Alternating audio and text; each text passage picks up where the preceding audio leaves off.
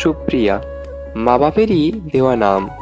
অনিন্দ্য সুন্দরী একটি ছোট বালিকা, চাপা ফুলের মতো গায়ের রং, শিশির সিক্ত কুন্দ কৌলিটির মতো সাদা ধপধপে লাবণী মাখা সিঁদুর মুখখানি তার।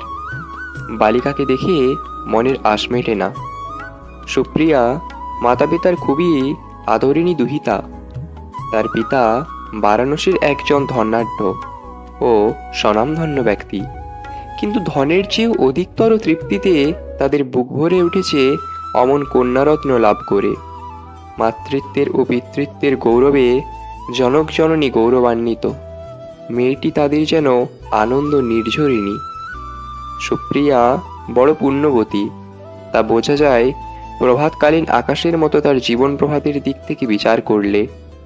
সে মাতৃগর্ভে আবির্ভাবের পর থেকেই মাতা পিতার সৌভাগ্যোদয় হয়েছিল। সবচেয়ে সুখের বিষয় তাদের সুস্থতা ও নিরোগতা।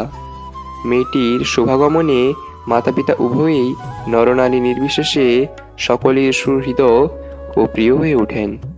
তাই তারা প্রাণাধিকা দুহিতার নাম রাখলেন সুপ্রিয়া। মাধুর্যময়ী এই ছোট্ট বালিকাকে দেখলে দেবী প্রতিমা বলে ভ্রম হয়। এমন সুগঠিত অঙ্গ, সৌঠব, এমন নিত্যোজ্জ্বল শোভন মোহন নয়ন যুগল সচরাচর মানবীতে সম্ভবে না। স্নেহ ও করুণা ভরা হাস্যদীপ্ত আননে যেন স্বর্গের শান্তি আভাসিত। কোনো দেববালা যেমন দেবপুরীর পথভুলে মর্তাপুরে নেমে এসেছে। এই মেয়েটির প্রতি মাতা পিতার স্নেহ যত্নের অন্ত নেই। এমন সুখের মধ্য দিয়ে সে এখন অষ্টম বর্ষে পদার্পণ করেছে। তার অন্তর যেমন কোমল, স্বভাবও তেমনি মধুর। আর্তের আর্তনাদে তার হৃদয় হয় দ্রবীভূত। কারুণ্য হস্তে মুছিয়ে দেয় ব্যথিতের ব্যথার অশ্রু। রুগ্নের সেবায় ঢেলে দেয় মন ও প্রাণ। পরদুঃখ কাতরতা এই বৈশিষ্ট্যই তাকে কালে মহীয়সী করে তুলেছিল। বারাণসী নগরীতে মহোৎসবের সারা পড়েছে। ভগবান গৌতম বুদ্ধ ধর্মামৃত পরিবেশন মানুষে এই পুণ্যভূমিতে পদার্পণ করবেন। ধ্বজা, পতাকা ও পত্রপুষ্পে সমগ্র নগরী মনোরম শোভা ধারণ করেছে। তথাগতির জয়স্রোতে আকাশ বাতাস মুখরিত। এই উৎসবের আয়োজন দেখে সুপ্রিয়া বালিকা আনন্দে নেচে উঠল। বুদ্ধ দর্শনের উদগ্র বাসনা তাকে আকুল করে তুলল। তার বুদ্ধ ভক্ত পিতা ও ভক্তিমতী মাতার মুখে সে বহুবারই শুনেছে সম্বুদ্ধের অতুলনীয় মহিমার কথা। শুনতে শুনতে কখনো বা তন্ময় হয়ে গেছে, কখনো বা বুদ্ধের অসীম মহিমার মধ্যে আপনাকে হারিয়ে ফেলেছে, আর কখনো বা আপনা থেকেই বুদ্ধের উদ্দেশ্যে ভক্তিনতি নিবেদন করেছে। কিন্তু সচকে তাকে নয়ন ভরে দেখা এ পর্যন্ত তার ভাগ্য ঘটেনি। আজ পূর্ণতা লাভ করবে তার আশা। তাদেরই গ্রামে আজ স্বাগত হবেন লোকনাথ বুদ্ধ। আজই তার দর্শন মিলবে। অদর্শন পূর্ব চির আরাধ্যের দেখা পাবে সে চিরবাঞ্ছিত রত্নের। তাই উৎসাহের অন্ত নেই সুপ্রিয়ার, আনন্দের সীমা নেই। ভগবান অমিতাভ সশিষ্য আনন্দমুখর বারাণসীতে সমাগত হলেন। আজ পুণ্যক্ষণে সুপ্রিয়ার মানস প্রভুর মঙ্গল বোধন হল। তার প্রসন্ন ভাগ্য সম্যক সম্বুদ্ধে দর্শন লাভ ঘটল। সে পুণ্য পুরুষকে প্রাণ খুলে দেখল, যুগপত হর্ষ ও বিস্ময়ে। এ দেখার আগ্রহ আছে, শেষ নেই, আকাঙ্ক্ষা আছে, বিরাগ নেই।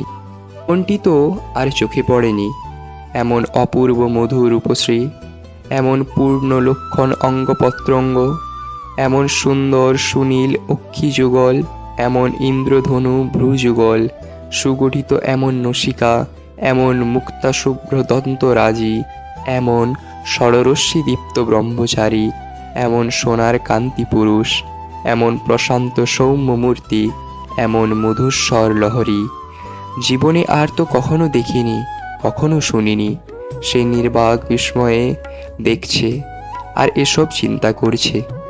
পুণ্যপুরুষ তথাগতের এ অসাধারণত্ব তার অন্তরে জাগিয়ে তুলল পুলক শিহরণ। সর্বজ্ঞ বুদ্ধ বুঝলেন বালিকা সুপ্রিয়ার মনের কথা। তিনি ধর্মদেশনা করলেন। এই ছোট বালিকার মনের মতো করে তার মনের ক্ষুধার যথোচিত অমৃত পরিবেশন করলেন নিয়ামক শাস্তা। মুনীন্দ্রের করুণা, মুক্তিমন্ত্রের কিশোরধারা, সার্থক হলো সম্বুদ্ধের দেশনা। বালিকা উপভোগ করল অমৃতের আস্বাদ, তৃপ্ত হলো তার তৃষিত অন্তর, অনুভব করল অনির্বচনীয় শান্তি। কি এক অব্যক্ত আনন্দের অভিব্যক্তি তাকে স্রোতের মুখে ভাসিয়ে নিয়ে চলল। সম্প্রাপ্ত হলো নির্বাণের প্রথম স্তর। কি সৌভাগ্য সুপ্রিয়ার, সাক্ষাৎ করলেন তিনি শতাপত্তি ফল। সুপ্রিয়া অষ্টম বর্ষের বালিকা হলে কি হবে, তার অন্তরে নিহিত রয়েছে বহু জন্মের পুঞ্জীভূত পুণ্য সংস্কার রূপ মহাশক্তি, যার ফলে আজ তিনি এ বালিকা বয়সে উপলব্ধি করলেন চতুরার্য সত্য, নৈবাণিক ধর্মের নিগূঢ় তত্ত্ব। আজ অপুরন্ত আনন্দ, অনবদ্য প্রীতি কে যে এমন কোমল প্রাণে জাগিয়ে তুলেছে তা তিনি নিজেও ভেবে পান না। তিনি যে বড় ভাগ্যবতী, পুণ্যবতী, পুণ্যক্ষণেই ভগবান বুদ্ধের দর্শন পেয়েছেন এ কথা স্মরণ হতেই আনন্দাতিশয্য সম্বুদ্ধের চরণ প্রাস্তে লুটিয়ে পড়লেন তিনি। ভগবান, আপনি অনন্ত গুণের আধার, আপনি স্নিগ্ধ শান্তির নির্ঝর, কর্মের আশ্চর্য বিধান। শোভন কর্মের বিপাক ও শোভন সুখময় ও শান্তিময়, তা হল অচিন্তনীয় ও ঋদ্ধিময়। 8 বৎসরের বালিকা আজ শ্রোতাপন্না। গোলাপের মধুর গন্ধ মুকুলের মধ্যে সম্পূর্ণ বিকাশ লাভ না করলেও নিহিত থাকে। অনাবিল প্রত্যক্ষ জ্ঞানে তিনি বুঝতে পারলেন জগতে শান্তিপ্রদ, মুক্তিপ্রদ বলে শ্রেষ্ঠত্বের দাবি করবার যদি কেউ থাকেন তবে তিনি সর্বজ্ঞ বুদ্ধ। তারই প্রচারিত সত্য ধর্ম এবং নীতি অনুযায়ী ভিক্ষু সংঘ। তাই তার পবিত্র কোমল অন্তরে তিনি রচনা করে রাখলেন ত্রিরত্নের জন্য সর্বোচ্চ আসন। তার দৃঢ় সংকল্প জীবন দিয়েও অক্ষুণ্ণ রাখবেন এ পবিত্র আসনের মর্যাদা। এ সম্যক সংকল্পের সার্থকতা সম্পাদন দানশীলকে গ্রহণ করলেন জীবনের শ্রেষ্ঠ ব্রতরূপে। বুদ্ধ ও ভিক্ষু সঙ্গের সেবায় উৎসর্গ করবেন তার জীবন। এতেই তার সুখ, এতেই তার শান্তি। পরবর্তী অধ্যায় এই চ্যানেলেই আপলোড করা হবে। এই চ্যানেলের ভিডিওগুলি পেতে আমাদের চ্যানেলটি অবশ্যই সাবস্ক্রাইব করবেন। জগতের সকল প্রাণী সুখী হোক, সকলের মঙ্গল হোক, সকলের কল্যাণ হোক।